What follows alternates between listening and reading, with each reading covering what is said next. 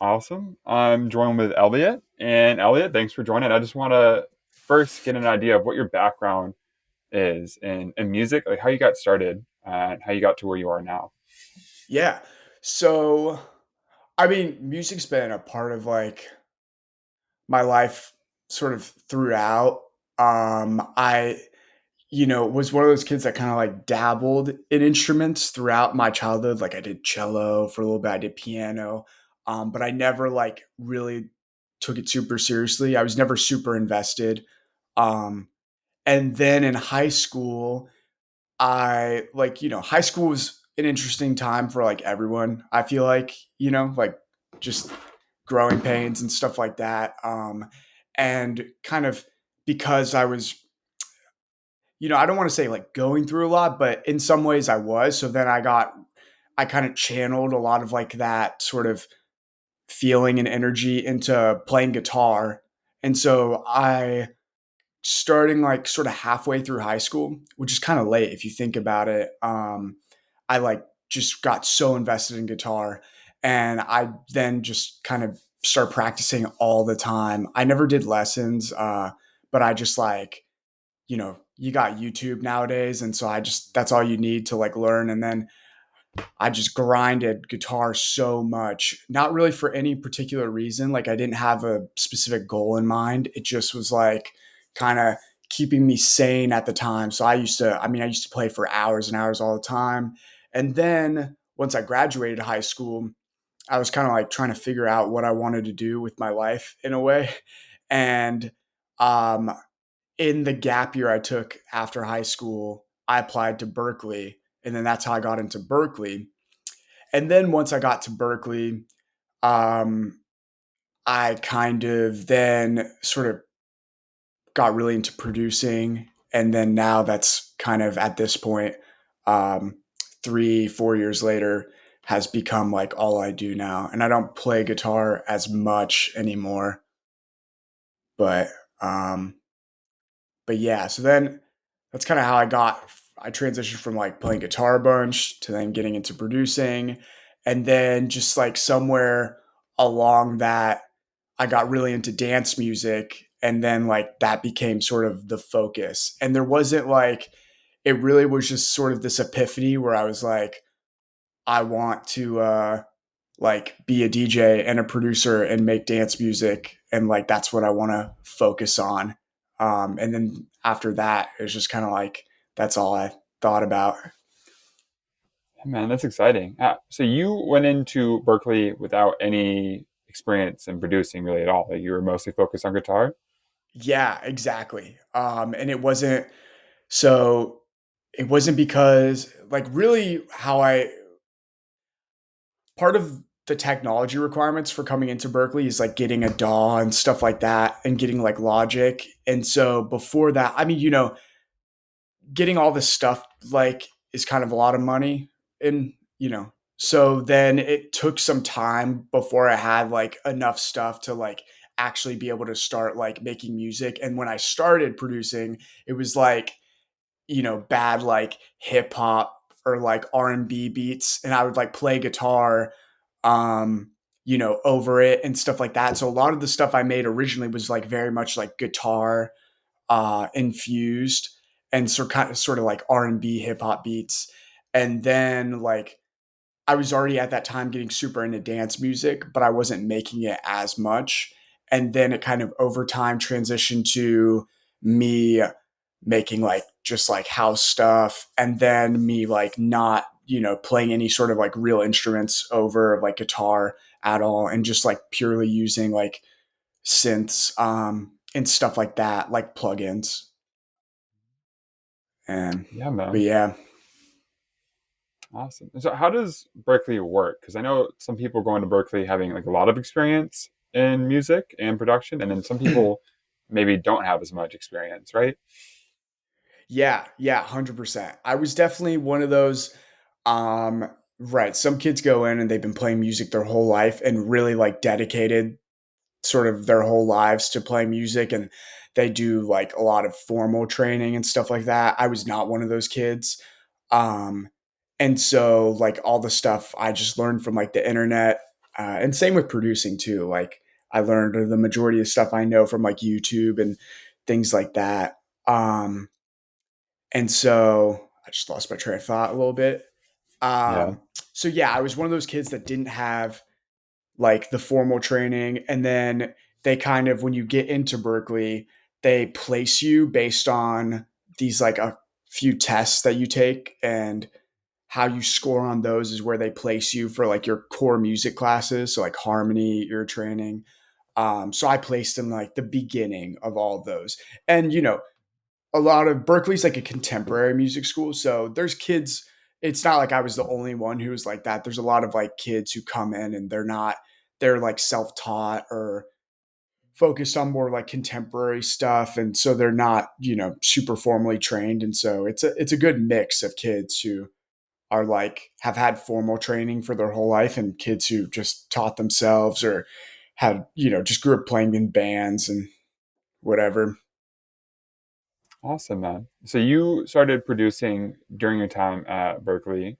When did you start actually releasing your music and putting it out there? And how did that Yeah, happen? so not until so I'm in my senior year now, right? And I came into Berkeley and I was already producing like on the side, and that was sort of split between playing like guitar and practicing and then also producing. And then by my sophomore year, I want to say halfway through my sophomore year, I believe, is when I made like the decision, like I'm only gonna focus on producing. I'm like barely gonna play any guitar, and I'm only gonna focus on like my own like dance music and house music. And so then from that point on, it was just that. And then it wasn't until, let's see, we're in 2023, so I didn't release pretty much a year ago. I think October of 2022 is when I put out my first thing on SoundCloud. And then I just started putting stuff out. The first thing I put out was just like an original house track, and then with a sample that was not cleared, but like it was just on SoundCloud, so like who cares? Um, but and then I started putting stuff out pretty consistently, and then also like mixes as well. And but the majority of the stuff I put on SoundCloud was like remixes. And then I didn't release like my first thing on all platforms until August of this year. So like I think it was August 25th is when I put out my first song, um, Take Me to the Beach, which I was waiting for. Kind of I do a lot of stuff on social media like TikToks and stuff like that. I post like DJ videos. And so and then I also post videos of like my own music, kind of trying to like I use it as a way to sort of test out my unreleased music.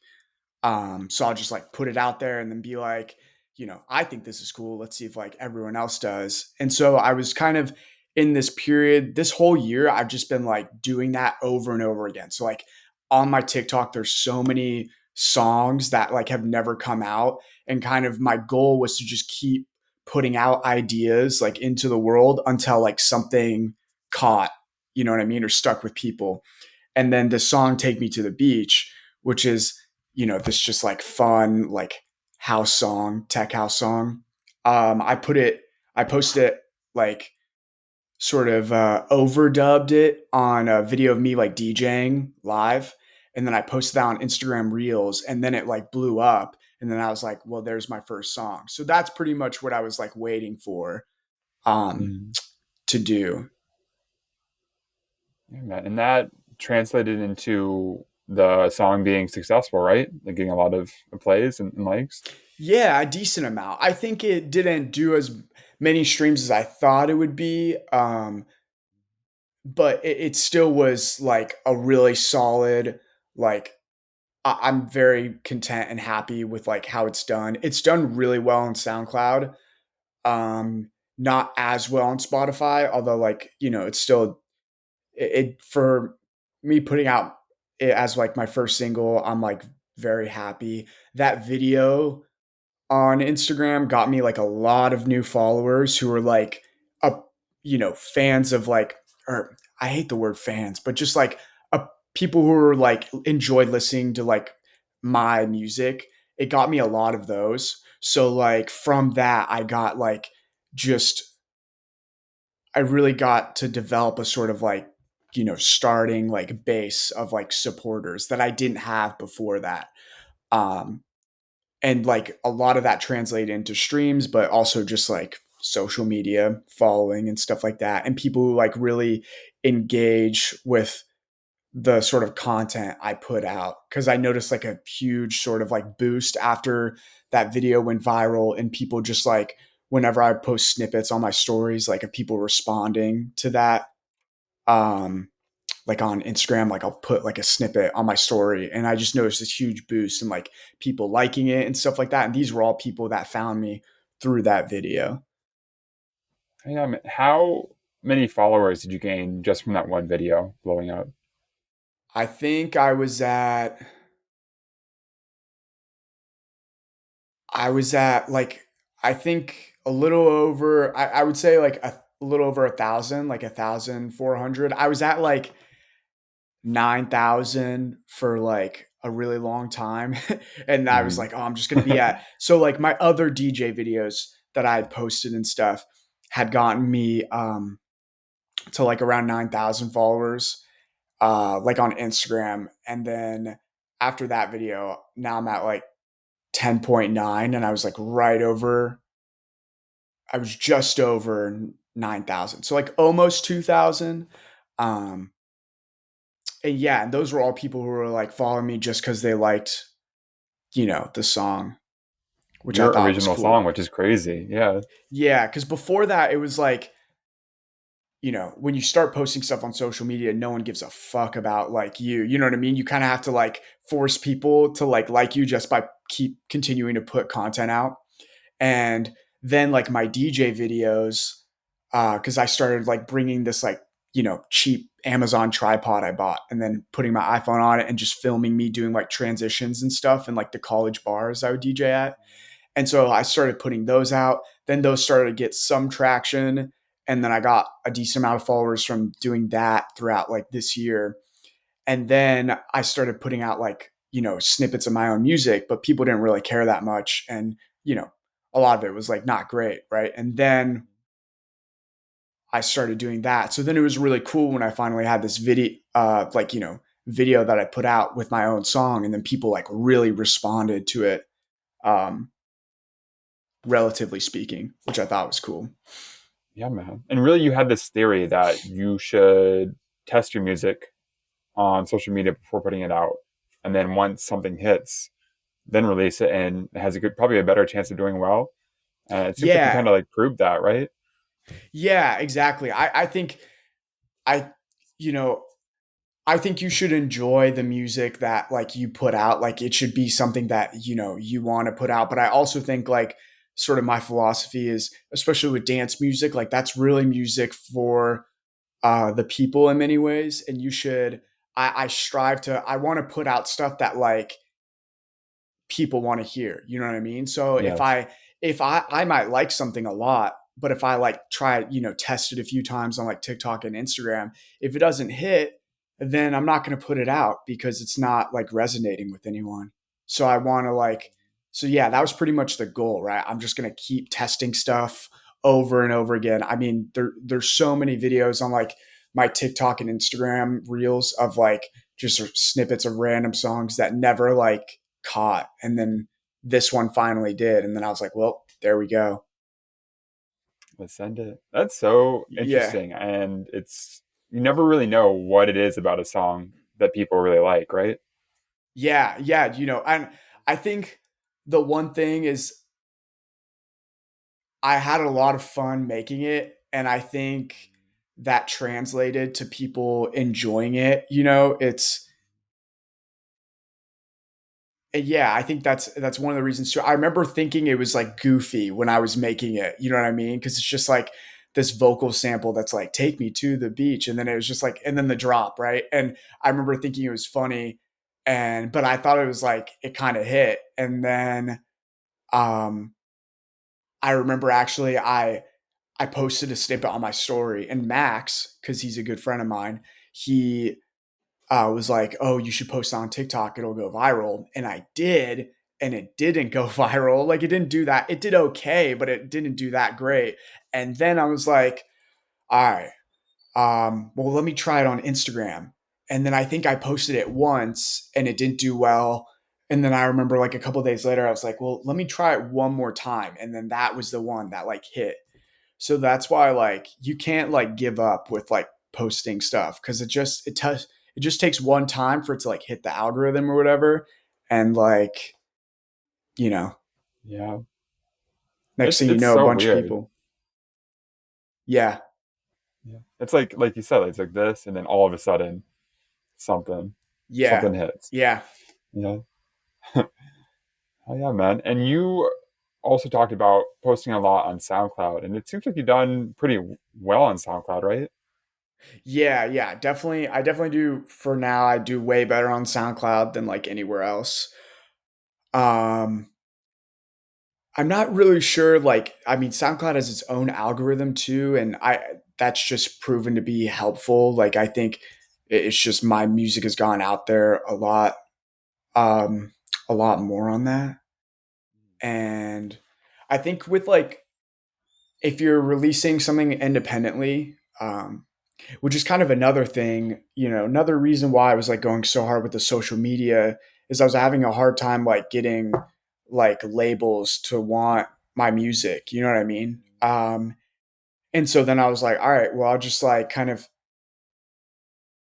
you don't even know if they're listening to what you're sending, right? I think so. Then I was like, well, I'll just, if people like it, then like that's all that matters, right? Why have them be the filter for like what I put out? I should just put like this out to the world, and then if people like it, then that's all I need. You know what I mean? Um, but going back to like the SoundCloud thing, I think because it's like I'm releasing it independently. When a big thing with Spotify, especially, is like the playlist, like getting your music on playlists has like a direct correlation to like streaming and stuff. And so if you release independently, you're like gonna have a harder time getting into like, these like sort of curated playlists. Because like a lot of the labels, they have like the connections directly, or they even own like these playlists on Spotify, like a random house music playlist or whatever it might be. And I think SoundCloud works a little differently, where it's more about like the engagement of like, so how many people are streaming it and then like liking it, or like commenting or reposting, and then it'll sort of like feed it out there to more and more people. I think kind of similarly to like TikTok, it'll feed it out there to more people who listen to like similar genres. Um, because in SoundCloud you have like this whole sort of like your home page is kind of like an explore page as well. So it'll like suggest things like more of like what you would like if you listen to like a bunch of house music, and it'll suggest like random stuff. I think also too, like you're not competing with like on Spotify, right? I'm competing with like the Fishers and the Chris Lakes, right? But on Yeah. SoundCloud, it's a little different because they're still putting their music on that. But I just think people are usually going to SoundCloud to find the more like quote unquote like underground, like less sort of, the more hidden gems type of stuff. I never even considered that because SoundCloud obviously isn't what it used to be, but I think you're Yeah. exactly right in that if you want to find these underground artists, maybe even like especially the remixes, because you don't really find the remixes on Spotify. You want to go to Yeah. SoundCloud. Yeah. Yeah. Because like you can kind of bypass this whole like needing to get the sample cleared. The copyright, I don't know like the details, but like it's way easier to like put a remix out that's copyrighted, like of an acapella or whatever that's copyrighted on SoundCloud than it is to like do that on Spotify. So that's like why you have all these awesome remixes that you can find on SoundCloud that you would otherwise never be able to hear because Spotify or Apple Music would just take it down like immediately. Yes. That's so interesting, man. And you have done marketing yourself for your music on, or specifically with your mixes. You have these mixes. I think it's called Better Than Spotify, right? Yeah, yeah, yeah, Yeah. Those have done well, yeah. man. Have you marketed those yourself or have you just put those out there? What happened with those? Yeah, so I have to remember for the first one. Okay. And so, like, okay, I would post these like DJ videos, right? And then they would do like well, especially on like TikTok, they would do pretty well. And then I think on some of them, I would be posting like as like the caption, I'd be like, just put out a new mix like on SoundCloud, go check it out. And so I did stuff like that. And then I think really that just led to it, you know, I did that on a couple of videos, like TikTok videos of mine that really did well. And so I think that got a lot of like eyes on it.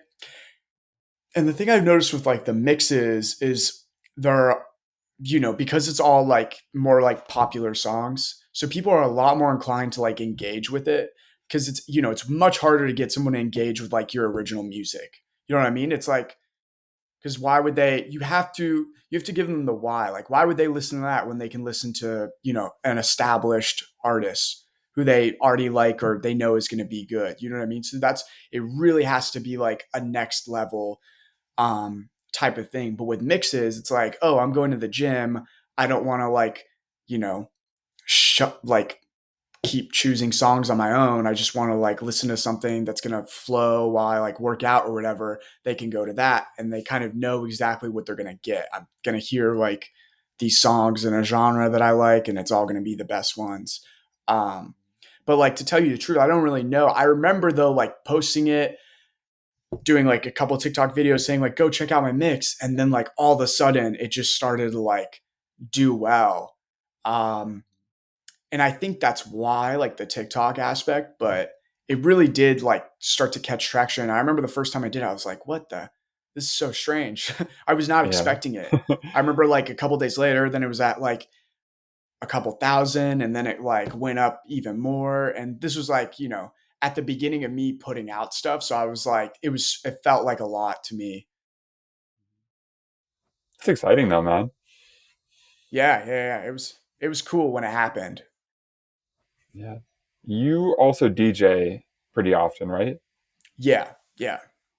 How did that start? um So like I got into DJing a little over 2 years ago. And then like kind of similar time when I was like, oh, I only want to make house music. And then I got like a controller and started practicing, right? And I at the time I was 20, so not 21 yet. And I was just like, all right, I'm gonna set a goal that like after I turn 21, like I want to start getting gigs. So I want to be good enough so I can start getting gigs. Um, and Max was already DJing like at like around Boston and stuff like that. And he was really, really like sort of helpful for me getting my first gig. I mean, he's really the main reason why I got my first gig because he, was playing at this like college bar that I play at a lot now and the sets are like 5 hours long. So he was like, "Hey, why don't you like once you turn 21, why don't you come like play for like the first hour, hour and a half of my set," which was super cool of him. And like I've always been so grateful for that. Like yeah, I've tried to do the same thing because like, you know, trying to like get gigs as a DJ, especially when you're starting out, is really hard. And like it's not always, they don't always pick people based on like who's the best DJ. There's a lot of other factors and it's competitive. And so it's hard to like get that first one. But once you get the first one, it's way easier to get like the next. You know what I mean? It's just getting people to like trust you that you can like do a good job. So then I like once I turned 21, I did the first time and then he was super fucking cool and let me like do that, keep doing that for him. So then it became like every time he played at this bar, he would let me play for like the first hour, hour and a half.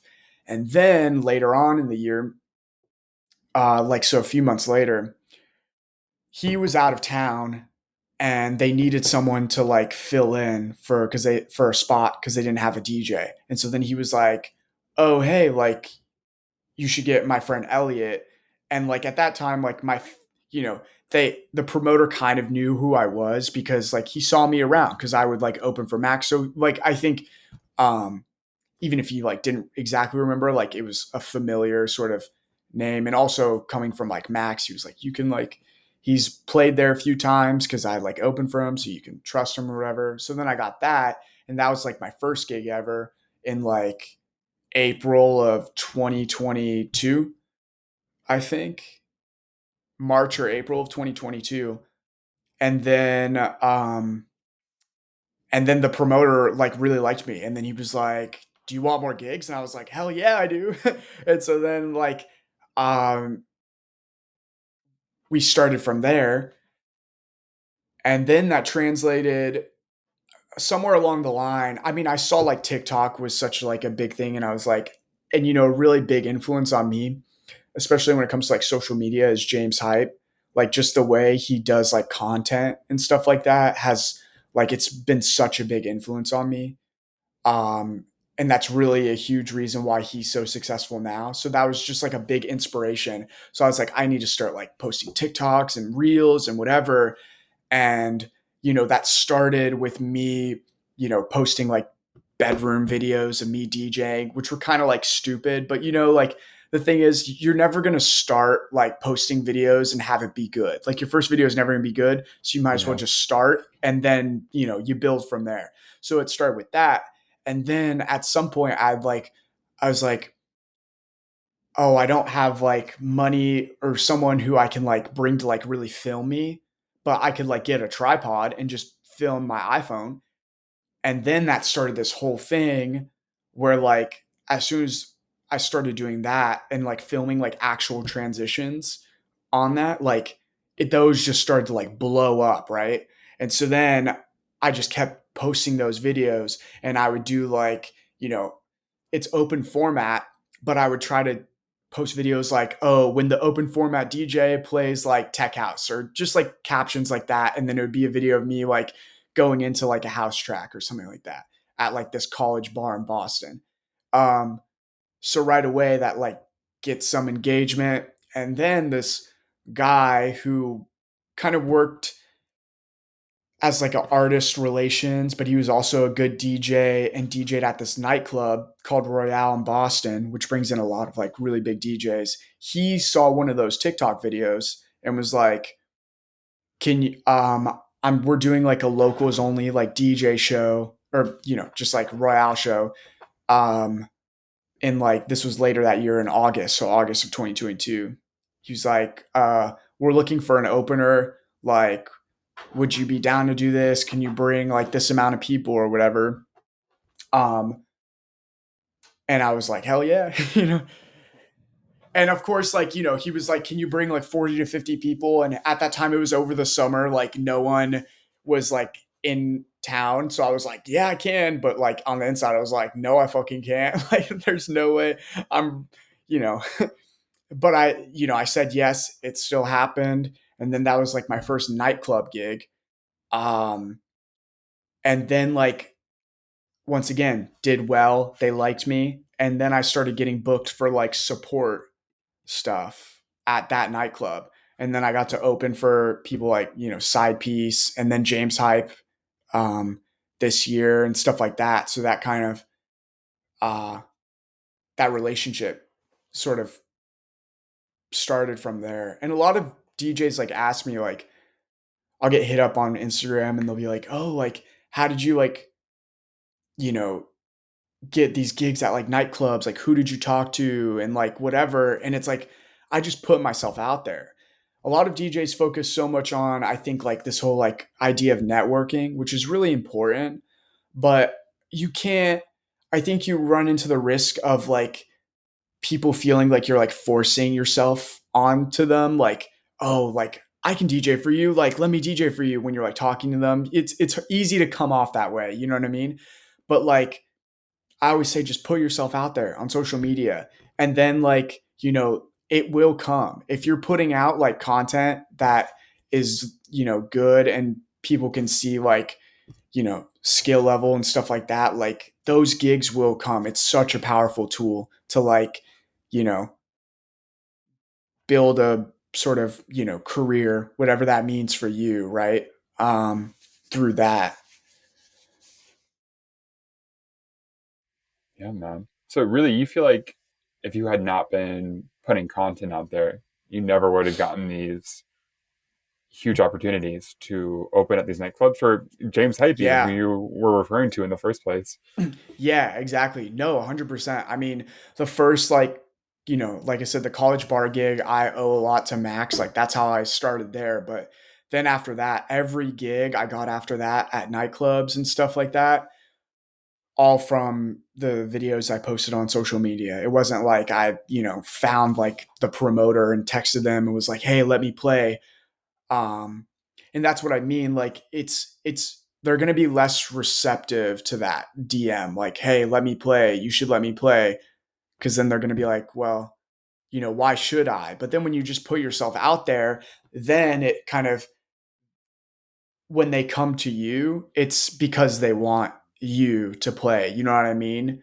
Um, so you're like putting the ball in their court to like hit you up. Cause believe it or not, like people might not think so, but like promoters and people who work at club, they will see your videos. I mean, these people, everyone goes on Instagram and stuff. If you're putting videos out and it's like even getting a little bit of traction, like they will see it, especially if you like, say where you are and like tag the location of your area. Like they will eventually run into your content, and if they need people, they'll hit you up, right? And it's just, I think it's a lot better way of getting um opportunities than like you just like trying to like network your way into it.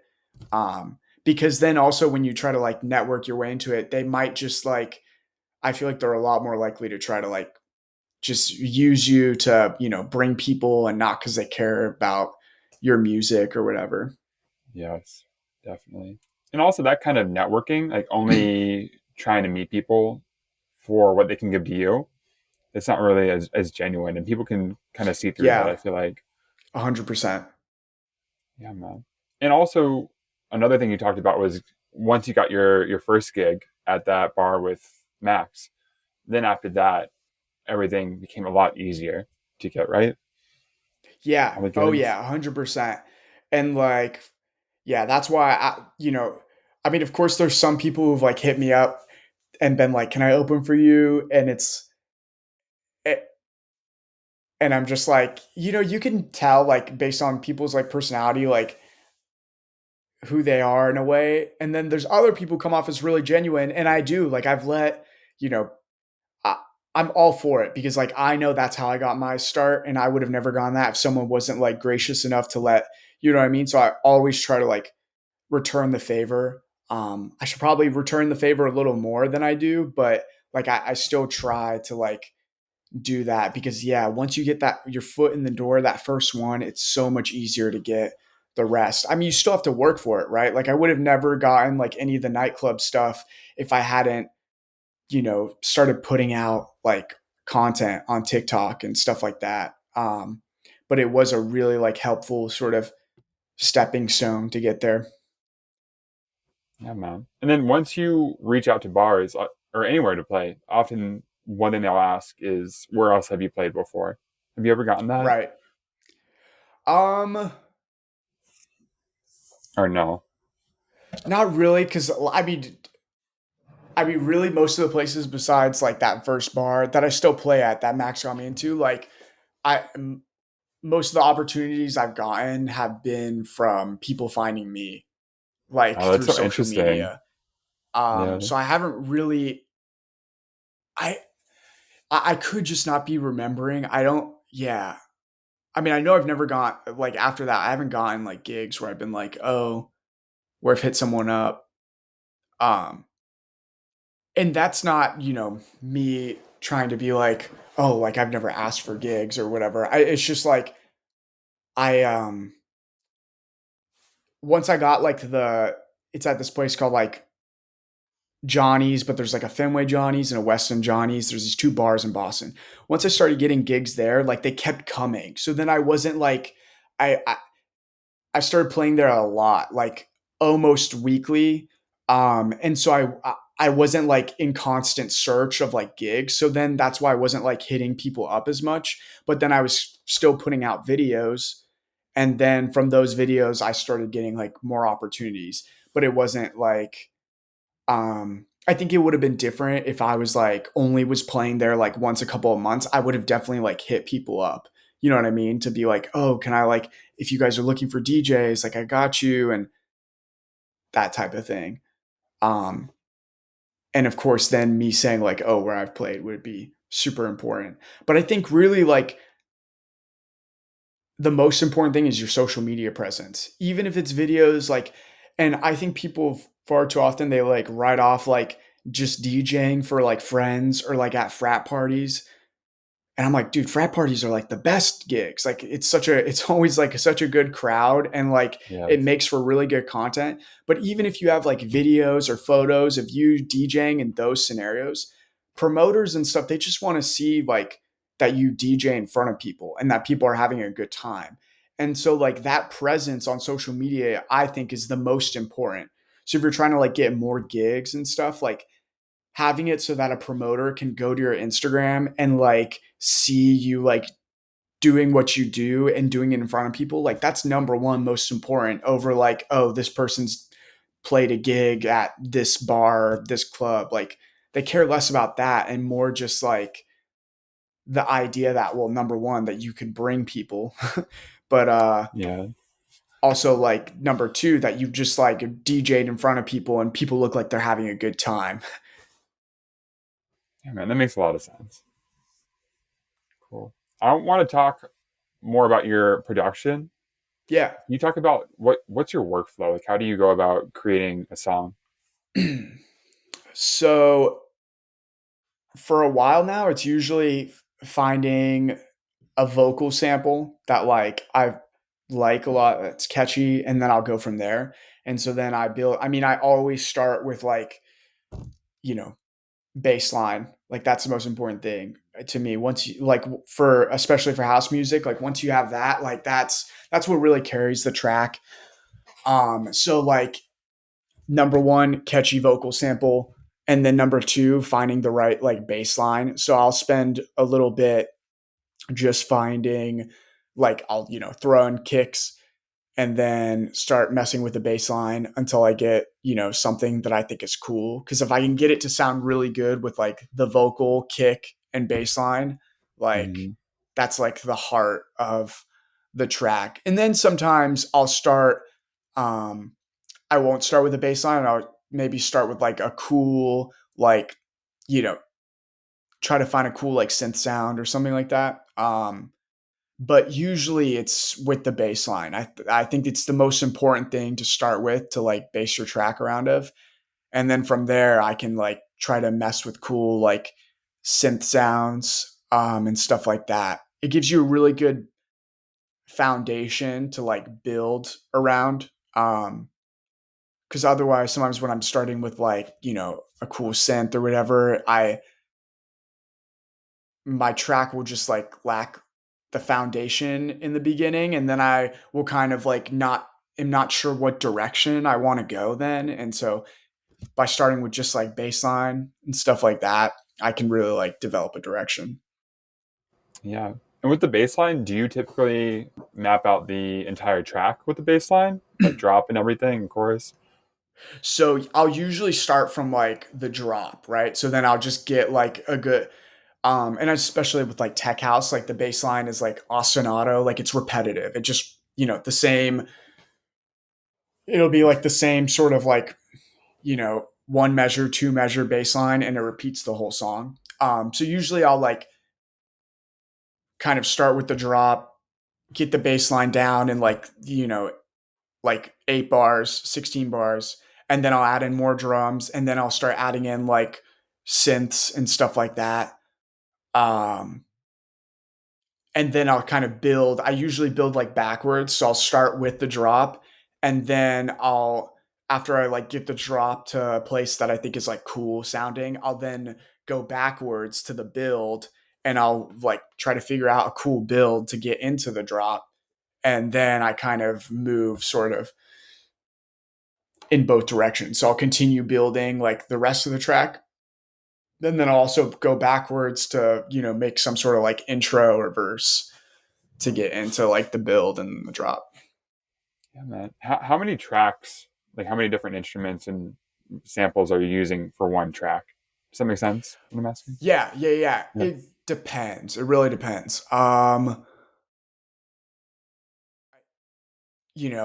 don't think I've ever gone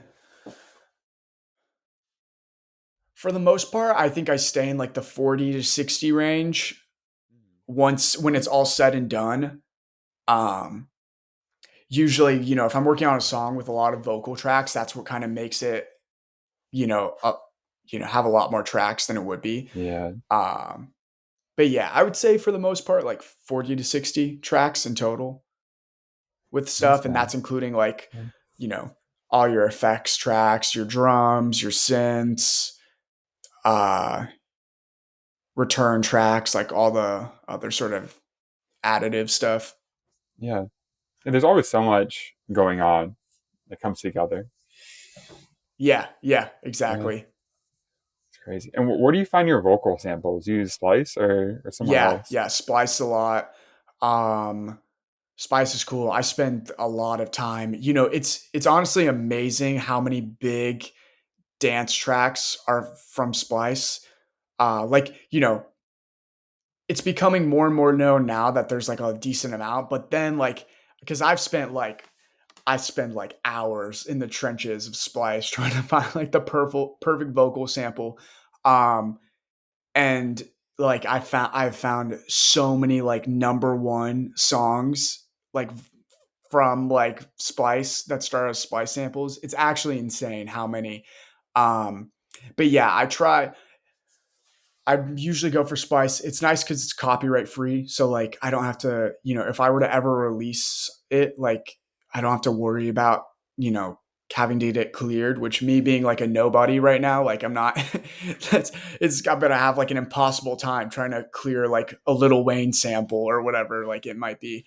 Um, but yeah, and then I try to, with Spice, I really try to find samples from genres that like people wouldn't necessarily think about for like a house song. So I try to look at like different pull from different styles, so vocals from different styles instead of just like because you can go on Splice and just like look up like house vocals, but it can be easy. Sometimes you can find stuff that's really cool, but it's easy for it to sound kind of corny and cheesy because a lot of those samples are sort of like built off of like songs that have already like classic house songs. So it'll just be like, oh, I've already heard this. So I'll like try to like look at different genres on Splice and vocal samples from that to try to like find something that's like cool and like, just different than what I've heard before. Mm. Is Take Me to the Beach, was that sample from Splice as well? Yeah, yeah, yeah. And That's crazy. that was from like an actual like house sample pack, like some like bass house sample pack.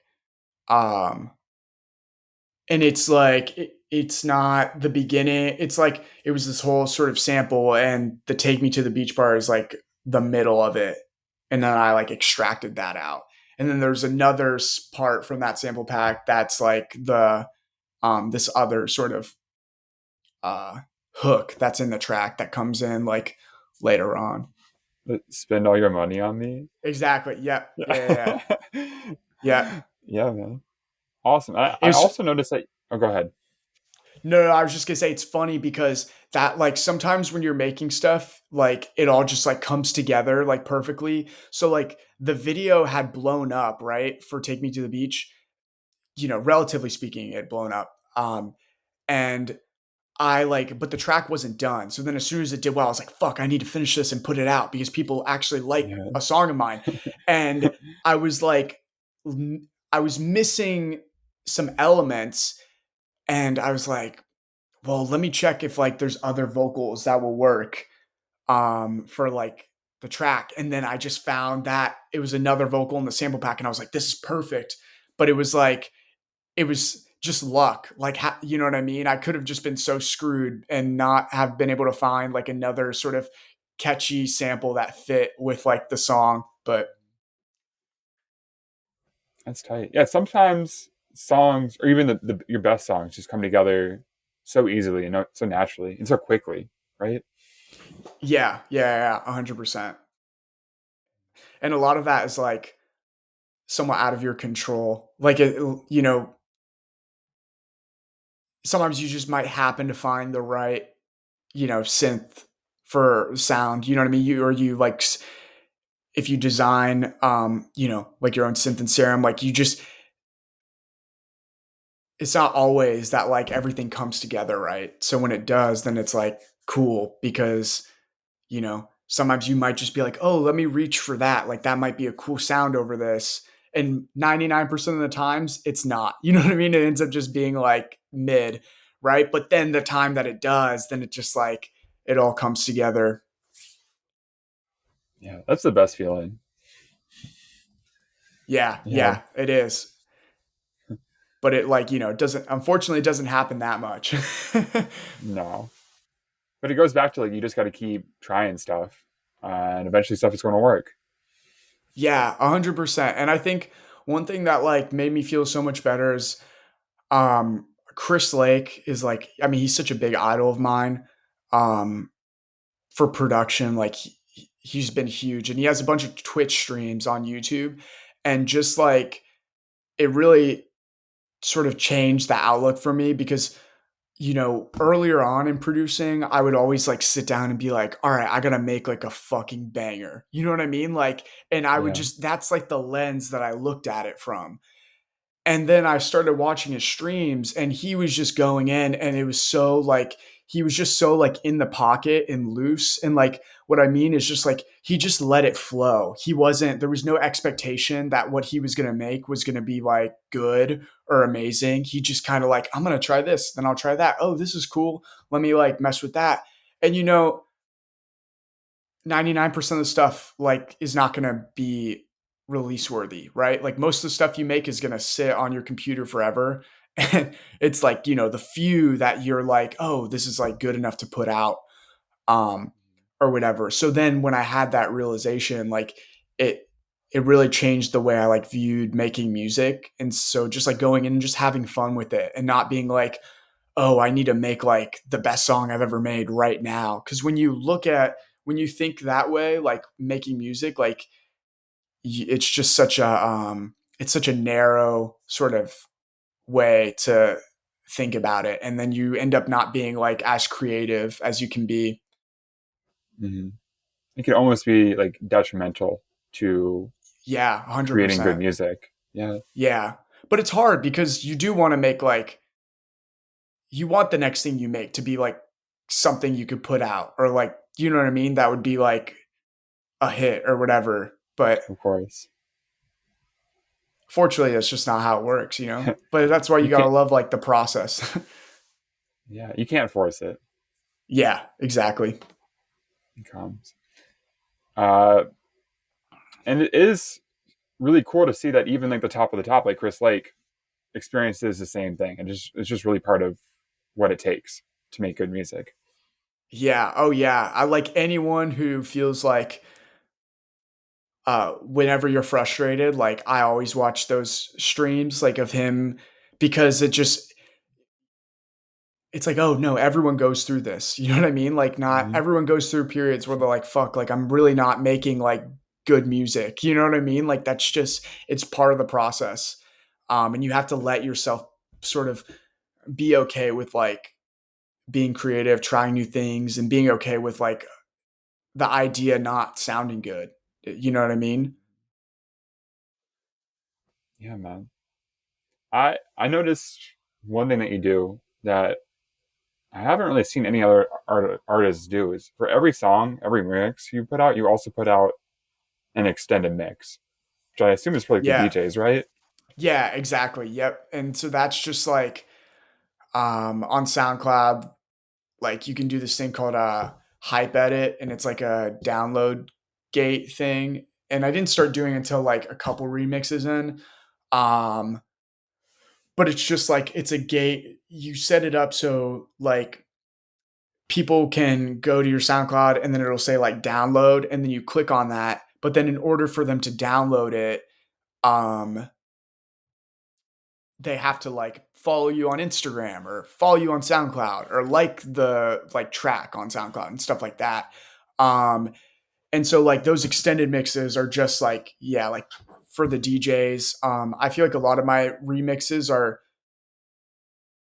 they're pretty like DJ friendly and a little less like maybe less something you would just like listen to like walking to school, but like specifically for DJs to like play when they're like DJing at like, bars or like clubs or whatever.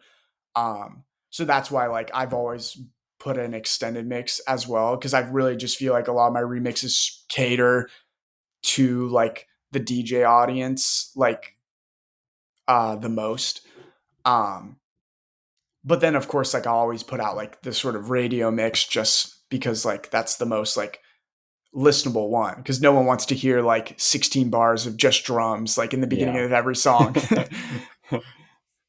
What is that service called that you use to make it so that they follow you before they It's download? called Hype Edit. Hype Edit. So yeah, and it's all like one word.